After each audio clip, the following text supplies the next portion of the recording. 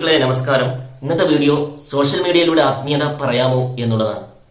നമുക്കറിയാം, കുറെ കാലം മുമ്പൊക്കെ മുസ്ലിം പുരോഹിതന്മാരും പണ്ഡിതന്മാരൊക്കെ ഫോട്ടോ എടുക്കൽ ഹറാമാണെന്ന് പറഞ്ഞിരുന്നു. ഇപ്പോൾ യൂട്യൂബിൽ നോക്കിയാലും ഫേസ്ബുക്കിൽ നോക്കിയാലും ഇൻസ്റ്റാഗ്രാമിൽ നോക്കിയാലും ഒക്കെ ഇവരുടെ വീഡിയോ കൊണ്ട് നമുക്ക് നിൽക്കാൻ കഴിയില്ല എന്നുള്ളതാണ്. അതായത് ചലിക്കുന്ന ഫോട്ടോയാണ് വീഡിയോ. അപ്പോൾ ഇതൊക്കെ ഒരു മറിമായമാണ്. കാരണം ബേസിക് ഇല്ലാത്തത് കൊണ്ടാണ് ഇങ്ങനെയൊക്കെ പറയുന്നത് എന്നുള്ളതാണ്. അതുപോലെ തന്നെ നിലവിലുള്ള പല സൂഫിയാക്കളും പല ഷെയ്ഖുമാരുടെ ആളുകൾ ഇവരൊക്കെ പല സന്യാസിമാരുടെ ആളുകളൊക്കെ സോഷ്യൽ മീഡിയയിലൂടെ ഒന്നല്ല സോഷ്യൽ മീഡിയയിലൂടെ ആത്മീയത പറയരുത് എന്ന് പറയാറുണ്ട്. അപ്പോൾ ഇവർ പറയുന്ന ഈ സൈക്കോളജി എന്താണെന്ന് വളരെ ലളിതമായിട്ട് നമുക്ക് പരിശോധിക്കാം. കാരണം ഇവർക്കൊക്കെ വാട്സപ്പിൽ ഗ്രൂപ്പുകളുണ്ട്, സോഷ്യൽ മീഡിയയിൽ ഇവരൊക്കെ എഴുതുന്നുണ്ട്, എല്ലാം ചെയ്യുന്നുണ്ട് എന്നുള്ളതാണ്. ഈ അടുത്ത് ഒരു പണ്ഡിതൻ പറയുകയുണ്ടായി, സോഷ്യൽ മീഡിയയിൽ ഇപ്പോൾ ചില ആത്മീയത പറയുന്നവരൊക്കെ ഇറങ്ങിയിട്ടുണ്ട്, ആത്മീയതയുടെ പ്രബോധനം താലീമൊക്കെ കൊടുക്കുന്നവരൊക്കെ ഇറങ്ങിയിട്ടുണ്ട്, അതിനൊക്കെ സൂക്ഷിക്കണം, നിങ്ങൾ കേൾക്കരുത് എന്നുള്ളത്. എന്നാൽ ഇദ്ദേഹത്തിന്റെ പ്രധാനപ്പെട്ട എല്ലാ പ്രസംഗങ്ങളും യൂട്യൂബിലൂടെയൊക്കെയാണ് പ്രചരിപ്പിക്കുന്നത്. ഇദ്ദേഹത്തിന്റെ പ്രധാനപ്പെട്ട മേഖല സോഷ്യൽ മീഡിയ തന്നെയാണ് എന്നുള്ളതാണ്. അപ്പോൾ ഇവർ ഇത് പറയുന്നതിന്റെ കോമഡി എന്താണെന്ന് വെച്ചാൽ, അതായത് ഇവർ മറ്റുള്ളത് കേൾക്കുന്നത്, ഇവരുടെ ശിഷ്യന്മാരും മുരീദുമാരും ഒക്കെ മറ്റുള്ളതിനെ കേൾക്കുന്നത് ഭയപ്പെടുന്നു. നമുക്കറിയാം, സോഷ്യൽ മീഡിയ ഉണ്ടാക്കിയ ഒരു വിപ്ലവം അതാണ്. എല്ലാവരും എല്ലാം കേട്ടു നോക്കുകയാണ് എന്നുള്ളതാണ്.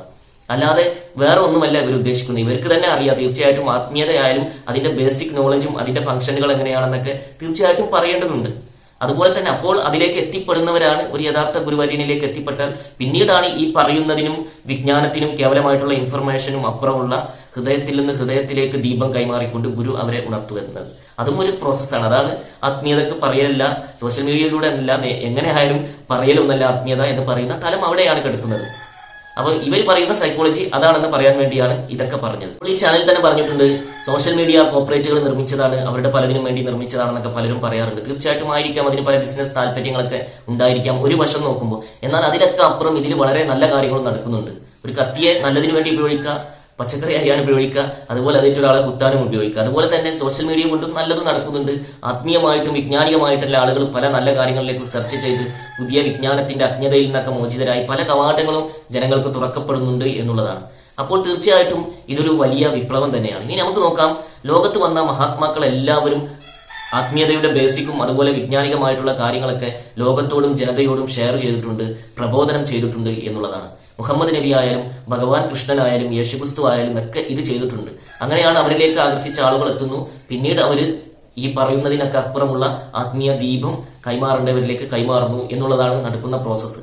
അപ്പോൾ തീർച്ചയായിട്ടും ഇവിടെ ആത്യന്തിക ആത്മീയതയുമായിട്ട് ഇനിയൊരു അവതാരം, ഇനിയൊരു ഭഗവാൻ കൽക്കി ഇവിടെ തീർച്ചയായിട്ടും എന്താണ് ചെയ്യുക എന്ന് പറഞ്ഞാൽ സോഷ്യൽ മീഡിയ ഉപയോഗിക്കും. കാരണം അവരല്ല ഉപയോഗിക്കാത്ത സോഷ്യൽ മീഡിയ അന്നേരം ഉണ്ടായിട്ടില്ല.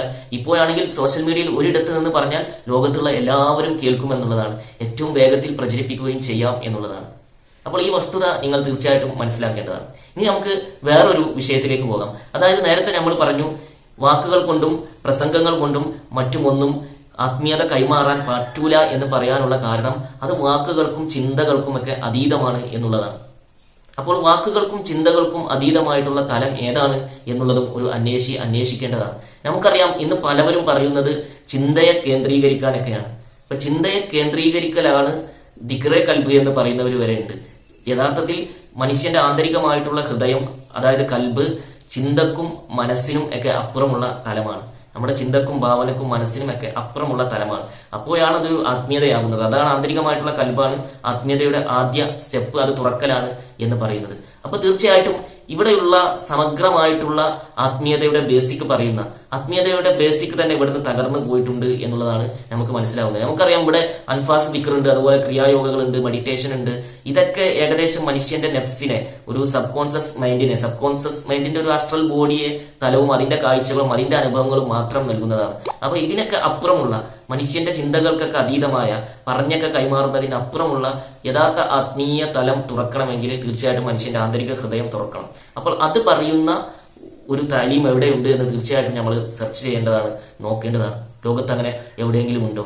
അതുപോലെ തന്നെ ഈ എല്ലാ ആത്മീയതയുടെ ബേസിക്കുകൾ, ഇവിടെ ആത്മീയത പറയുന്നത്, ആത്മീയയുടെ വിജ്ഞാനം പറയുമ്പോൾ അതിന്റെ ബേസിക് എങ്ങനെയാണ്, മനുഷ്യനിൽ എന്തൊക്കെ ഫംഗ്ഷൻ ഉണ്ട്, ഇതൊക്കെ കറക്റ്റായി പറയുന്ന ഒരു ഇടം ഉണ്ടോ എന്നുള്ളത് തീർച്ചയായിട്ടും നമ്മൾ സെർച്ച് ചെയ്യേണ്ടതാണ്. അവിടുന്നാണ് തീർച്ചയായിട്ടും വാക്കുകൾക്കും ചിന്തകൾക്കും ഒക്കെ അതീതമായിട്ടുള്ള ആത്മീയതയുടെ യഥാർത്ഥ സ്റ്റെപ്പ് തുടക്കം കിട്ടലും അവിടുന്ന് ഉന്നതമായ തലത്തിലേക്ക് കയറി പോകാൻ കഴിയും. തീർച്ചയായിട്ടും അങ്ങനെ ഒരു ചാനലിനെ ഇന്ന് പരിചയപ്പെടുത്തുകയാണ്. അൾട്രാ ടി വി എന്ന് നിങ്ങൾ യൂട്യൂബിൽ സെർച്ച് ചെയ്യുക. അൾട്രാ ടി വി എന്ന് യൂട്യൂബിൽ സെർച്ച് ചെയ്യുക. 20 വർഷമായി ദിക്റെ കൽബിന്റെ വിഷയവും ചിന്തകൾക്കും മനസ്സിനുമൊക്കെ അപ്പുറമായിട്ടുള്ള കൽബ് എന്താണെന്നും വളരെ വ്യക്തമായിട്ട് മനുഷ്യനിലുള്ള ആത്മ ഫംഗ്ഷനുകളും മനുഷ്യനിലുള്ള ശക്തികളും അതായത് ലത്തായിഫുകളൊക്കെ എന്താണെന്നൊക്കെ വളരെ സമഗ്രമായിട്ട് പറഞ്ഞുകൊണ്ട് ദിക്റെ കൽബിലേക്ക് ലോകത്തെ ക്ഷണിക്കുന്നുണ്ട്. 20-ൽ കൂടുതൽ വർഷമായി സയ്യിദ് യൂനിസ് അൽ ഗോഹർ അൾട്രാ ടി വിയിൽ ഇരുന്ന് സംസാരിക്കുന്നുണ്ട്. ഉറുദുവിലും ഇംഗ്ലീഷിലും സംസാരിക്കുന്നുണ്ട്. യൂട്യൂബിൽ പോയി സെർച്ച് ചെയ്തിട്ട് എല്ലാവർക്കും കേൾക്കാവുന്നതാണ്. അവിടെ എന്ത് ചോദ്യവും നമുക്ക് ചോദിക്കാവുന്നതാണ്. അവിടെ നമ്പർ ഒക്കെ എഴുതി കാണിക്കും, കോൺടാക്ട് നമ്പറൊക്കെ. അവിടെ എന്ത് ചോദ്യവും ചോദിക്കാവുന്നതാണ്. തീർച്ചയായിട്ടും ആ ഒരു ഇതിനെ പരിചയപ്പെടുത്തിക്കൊണ്ട്